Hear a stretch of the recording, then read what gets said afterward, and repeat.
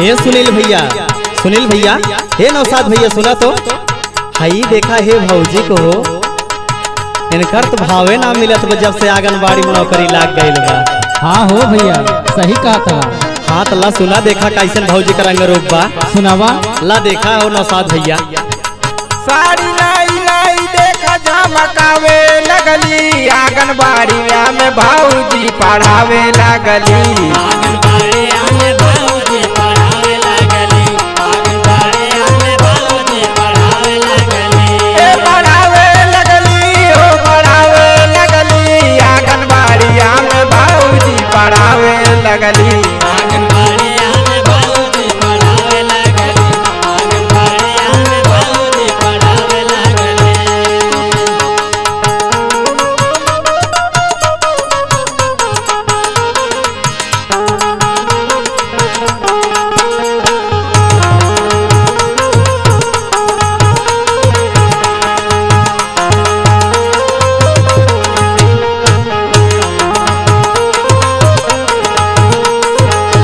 देखा भौजी का करन भौजी का रंग रूप देखा सहूर देखा सही कहा था। काहेल दुई दूनी चार हो ललाड़ी को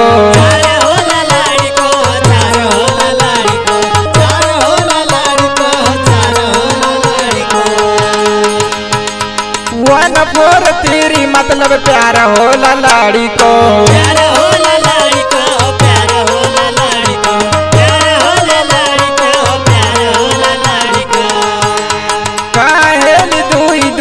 ललाड़ी को वन फोर तेरी मतलब प्यार हो ललाड़ी को पाठ नया नया देखा सिखावे लगली आंगनबाड़िया में भौजी पढ़ावे लगली।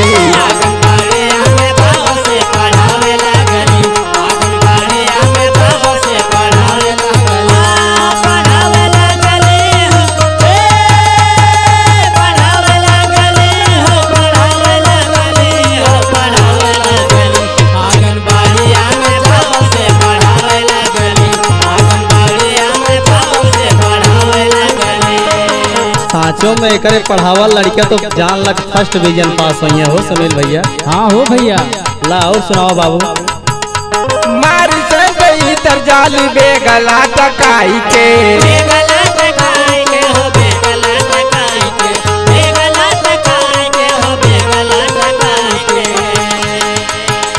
होई सब बेहाल जब बोले मुस्काई के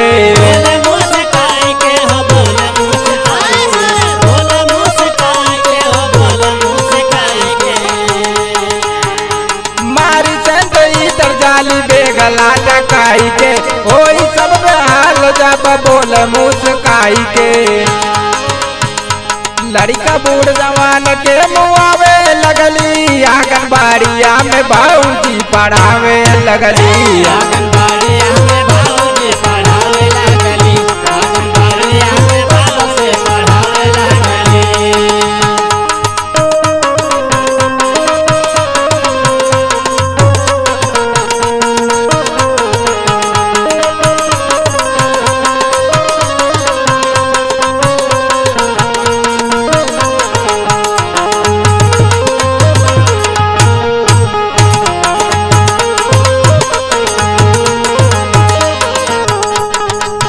गजब सेंट मारले बाटी भौजी हो नौसाद भैया सुना सही कहा था ये भैया। और देखा भौजी कारनामा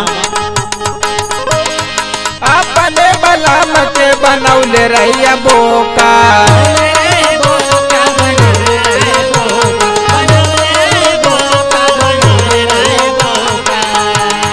बैठी साथ प्रिंसिपल के कहीं बाटी चोखा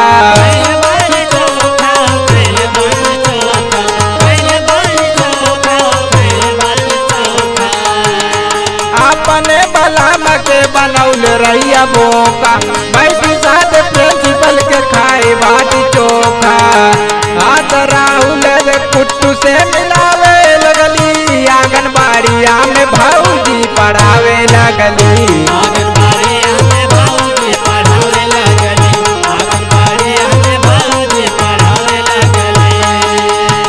पढ़ावे लगली